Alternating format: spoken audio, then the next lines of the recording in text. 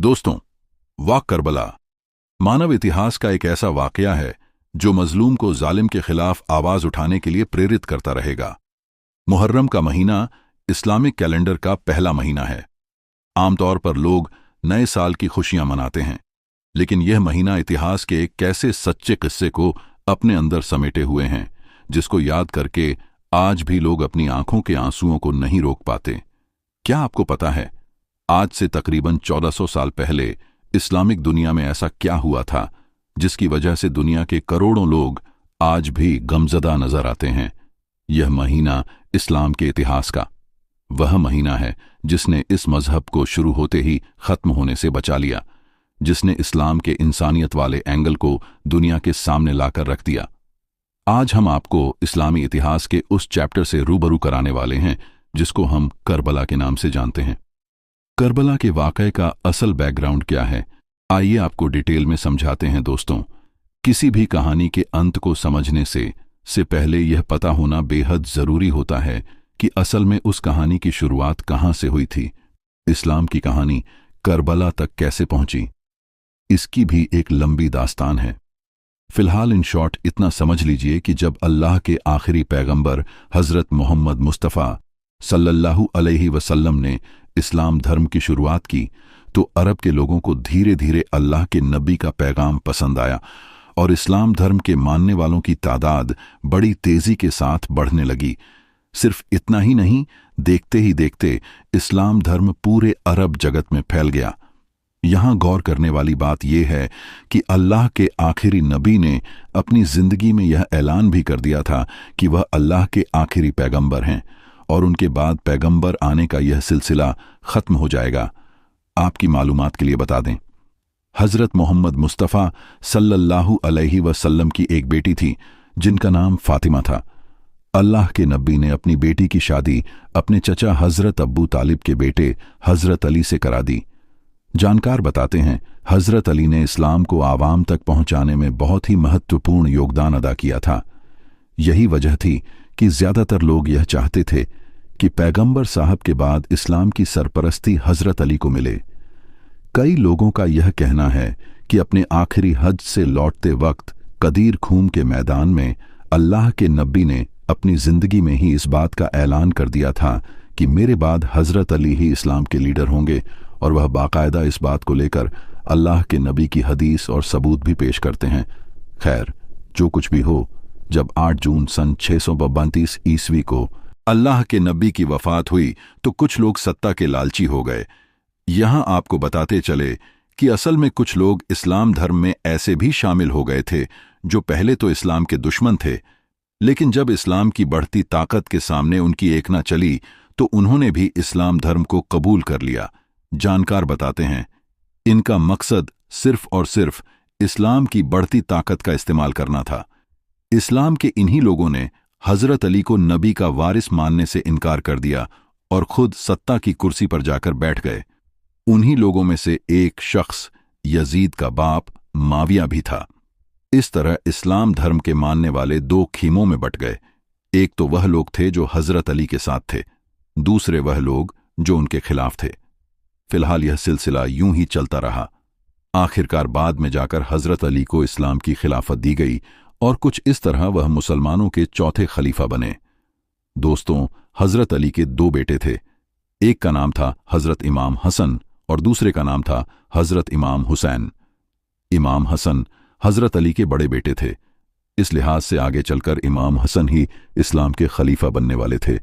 लेकिन उस वक्त सीरिया के गवर्नर माविया ने हजरत अली के खिलाफ बगावत कर दी। इसका नतीजा यह हुआ कि माविया हजरत अली के बाद इस्लाम का अगला खलीफा बन गया। दूसरी तरफ आगे चलकर इमाम हसन को भी एक साजिश के तहत जहर दिलवाकर शहीद कर दिया गया। कहते हैं, झूठ, फरेब, लालच और धोखे से सत्ता हासिल करने वालों ने यहीं से करबला की बुनियाद रख दी थी। अब सवाल आता है, यजीद कौन था? तो आपको बता दें, यजीद माविया का बेटा था। इतिहास में मिलता है यजीद एक कैरेक्टर, लेस शराबी और एम किस्म का इंसान था। लेकिन दोस्तों, माविया ने खिलाफत की शर्तों को तोड़ते हुए यजीद को इस्लाम का अगला खलीफा घोषित कर दिया। कुल मिलाकर कहे तो माविया के इस ऐलान से यजीद जैसा इंसान इस्लामिक सत्ता की कुर्सी पर बैठ चुका था। माविया की मृत्यु के बाद यजीद ने अपनी सेना की सहायता से इस्लामिक दुनिया को यह मानने पर मजबूर कर दिया कि वही उनका खलीफा है। लेकिन यजीद की ताकत और झूठ के सामने एक शख्स दीवार बनकर खड़ा हो गया। इस शख्स ने यजीद की बैत मानने से साफ इनकार कर दिया। यजीद की बैत ना मानने वाले इस शख्स का नाम था इमाम हुसैन। जानकारी के लिए बता दें, हजरत इमाम हुसैन अल्लाह के नबी के नवासे और हजरत अली के छोटे बेटे थे। इमाम हुसैन का जन्म इस्लामिक कैलेंडर के मुताबिक 3 शाबान को तो वही अंग्रेजी कैलेंडर के अनुसार 8 जनवरी सन 626 ईस्वी को हुआ था।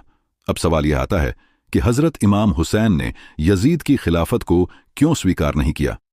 दोस्तों, बेशक यज़द छल और झूठ से खिलाफत तो हासिल कर चुका था, लेकिन क्योंकि हजरत इमाम हुसैन अल्लाह के नबी के नवासे थे, इसलिए यज़द के लिए यह जरूरी था कि इमाम हुसैन उसकी सत्ता पर अपनी मोहर लगा देते। अगर इमाम हुसैन यजीद की बैत कर लेते तो पूरा इस्लामी जगत यजीद की सत्ता को इस्लाम की सत्ता स्वीकार कर लेता और यजीद को अपनी हुकूमत पर आवाम की रजामंदी भी मिल जाती और इस्लाम हमेशा हमेशा के लिए एक शैतानी कानून बनकर रह जाता। जानकार बताते हैं कि हजरत इमाम हुसैन इस बात को बखूबी जानते थे और इसीलिए उन्होंने यजीद की बेयत से साफ इनकार कर दिया। इसके बाद यजीद ने हर तरीके से इमाम हुसैन पर उसकी सत्ता को स्वीकार करने के लिए दबाव डाला, उन्हें कत्ल करने की धमकियां भी दी। लेकिन हजरत इमाम हुसैन अपने फैसले पर अड़े रहे। तमाम प्रयासों के बाद भी जब यज़द को यह समझ आ गया कि इमाम हुसैन उसकी बैत नहीं करेंगे, तो उसने इमाम हुसैन को कत्ल करने का प्लान बनाना शुरू कर दिया। दूसरी तरफ जब इमाम हुसैन को यह पता चला कि यज़द उन्हें ख़त्म करना चाहता है, तो उन्होंने 4 मई सन 680 ईस्वी को मदीना छोड़कर मक्के की तरफ जाने का फैसला कर लिया और वह काबे की तरफ रवाना हुए। यजीद को जब इमाम हुसैन के काबे की तरफ जाने की खबर मिली तो उसने काबे की तरफ अपनी फौज भेज दी। तारीख में मिलता है कि वह इमाम हुसैन को काबे के अंदर ही कत्ल करवाना चाहता था। लिहाजा जब हजरत इमाम हुसैन को इस बात का पता चला तो वह इराक के एक शहर करबला की तरफ चल दिए। वह यह चाहते थे कि काबे के आसपास खून खराबा ना हो और यहीं से करबला पहुंचने की सफर की शुरुआत होती है। इसके बाद हजरत इमाम हुसैन 2 मुहर्रम सन 151 हिजरी को करबला पहुंच गए। अंग्रेजी कैलेंडर के सार यह अक्टूबर का महीना और सन 680 ईस्वी था। इमाम हुसैन यहां अपने पूरे परिवार के साथ आए थे। उनके साथ उनके 72 साथी महिलाएं और बच्चे भी थे। इमाम हुसैन के करबला जाने की एक वजह यह भी थी कि इराक और कफे के लोग उन्हें खत लिखकर बुला रहे थे, जिसमें वह लिख रहे थे कि ए नबी के नवासे, यजीद के जुल्म सितम से हमारी हिफाजत करो। ये कहता है कि कोई ना भी नहीं आया, न कोई कुरान है, न कोई इस्लाम।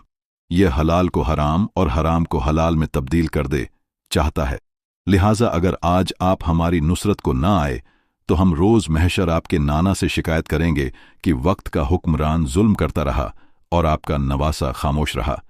जिसके बाद हजरत इमाम हुसैन करबला पहुंचे। तारीख में मिलता है कि उन्होंने करबला पहुंचकर कुछ जमीन खरीदी और वहां अपने खेमे लगा लिए।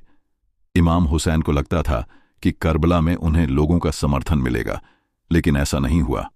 कफे और इराक के वो लोग जो उन्हें दिन रात खत लिखते थे, यजीद के डर से उनसे मिलने तक नहीं आए। दोस्तों, करबला के इस वाक़ये को एक जंग कहना सही नहीं होगा, क्योंकि जंग तो तब होती है जब दोनों तरफ से जंग की ख्वाहिश हो। इमाम हुसैन अपने सिर्फ 72 साथियों के साथ करबला आए थे। उनका मकसद जंग करना नहीं था, लेकिन यजीद ने अपनी 1 लाख से ज्यादा की सेना को करबला की तरफ रवाना कर दिया। यजीद का मकसद साफ था, वह इमाम हुसैन को जिंदगी का डर दिखाकर उनसे बैत लेना चाहता था। इसके बाद यजीद की सेना ने क्रूरता की हदें पार कर दी। कहते हैं, पुराने जमाने में जो जंगें हुआ करती थीं, उनके कुछ नियम कानून हुआ करते थे। मसलन बच्चों और महिलाओं पर हमला नहीं किया जाएगा, किसी भी हालात में पानी बंद नहीं किया जाएगा, इसके अलावा निहतों पर भी वार नहीं किया जाएगा। यह सब जंग के कुछ उसूल हुआ करते थे, लेकिन करबला की जंग में यजीद की सेना ने इन सभी नियम कानून को तोड़कर क्रूरता और हैवानियत की ऐसी दास्ता लिखी जो आज भी इंसानी दिमाग को झकझोर कर रख देती है। तारीख में मिलता है कि यजीद ने पहले तो हजरत इमाम हुसैन को सेना का डर दिखाया, लेकिन इसके बावजूद भी उन्होंने यजीद की बैत से साफ इनकार कर दिया। अपनी बात ना बनते हुए देखकर यज़दी फौज ने हजरत इमाम हुसैन और उनके साथियों पर 6 मुहर्रम को पानी बंद कर दिया। तारीख में मिलता है इमाम हुसैन के छोटे छोटे बच्चे 3 दिन के भूखे प्यासे तड़पते रहे, लेकिन यजीदी सेना को उन पर तरस न आया। यजीद की सेना करबला में कैसी हैवानियत पर उतर आई थी, इसका अंदाजा इस बात से लगाया जा सकता है कि जब हजरत इमाम हुसैन का 6 माह का छोटा सा बच्चा अली असगर प्यास की शिद्दत की वजह से अपने छोटे से झूले में तड़पने लगा, तब इमाम हुसैन अपने 6 माह के बेटे अली असगर को यज़द की सेना के सामने ले गए। उन्होंने यजीद की सेना से कहा कि तुम्हारी लड़ाई मुझसे है, इस 6 माह के बच्चे ने तुम्हारा क्या बिगाड़ा है? यह बच्चा प्यास से तड़प रहा है, कम से कम इस बच्चे को तो पानी दे दो। तारीख में मिलता है हजरत इमाम हुसैन की यह बातें सुनकर यजीद की सेना में खलबली मच गई। सेना के कुछ सैनिक बच्चे को देखकर मुंह छुपाकर रोने लगे, लेकिन यजीदी फौज के एक कमांडर जिसका नाम रमला था, उसने 3 मुंह वाला तीर इस छोटे से बच्चे की तरफ छोड़ दिया। यह तीर सीधा अली असगर के गले पर जाकर लगा। इमाम हुसैन का यह छोटा सा बच्चा वहीं पर शहीद हो गया। करबला के मैदान में यह क्रूरता की इंतहा थी। दोस्तों, कहा जाता है हजरत इमाम हुसैन की जंग टालने की तमाम कोशिशों के बाद जब यह तय हो गया कि अब यह जंग करनी ही होगी, तब उन्होंने जंग से 1 दिन पहले यानी 9 मुहर्रम को अपने सभी 72 सिपाहियों को एक खेमे में जमा किया और खेमे के अंदर जल रहे चिराग को बुझा दिया। रात के अंधेरे में चिरागों को बुझाकर हजरत इमाम हुसैन ने अपने साथियों से कहा कि यजीद मुझे कत्ल करना चाहता है। इस जंग में जो भी मेरा साथ देगा वह भी मारा जाएगा। मैं नहीं चाहता कि मेरी वजह से कोई कत्ल हो। तुम लोगों में से जो कोई भी यह जंग छोड़कर जाना चाहता है वह जा सकता है, मुझे उससे कोई शिकायत नहीं होगी। यहां से जाने वालों को यजीद की फौज कुछ भी नहीं करेगी। किसी के कदम मुझे देखकर नहीं रुके, इसलिए मैंने अंधेरा भी कर दिया है। आप लोग अपने ने फैसले के लिए पूरी तरह से आजाद हैं। तारीख में मिलता है ऐसा बोलकर हजरत इमाम हुसैन ने कुछ देर खेमे को अंधेरे में ही रखा।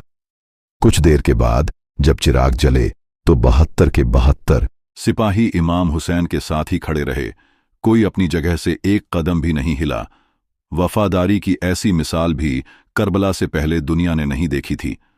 हमारे राष्ट्रपिता महात्मा गांधी ने कहा था कि अगर इमाम हुसैन जैसे 72 सिपाही मेरे साथ होते तो मैं हिंदुस्तान को 24 घंटों में आजाद करा देता। इसके बाद 10 मुहर्रम सन 61 हिजरी को करबला की जंग हुई।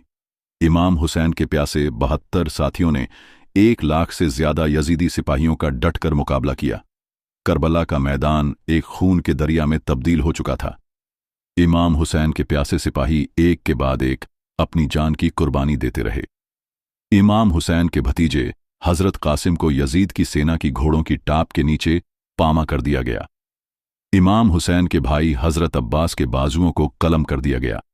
कहते हैं इमाम हुसैन के 72 साथी इस युद्ध में ऐसे लड़े कि लाखों की फौज को कई बार मैदान से भागना पड़ा और यजीदी सेना के हजारों सिपाही मारे गए।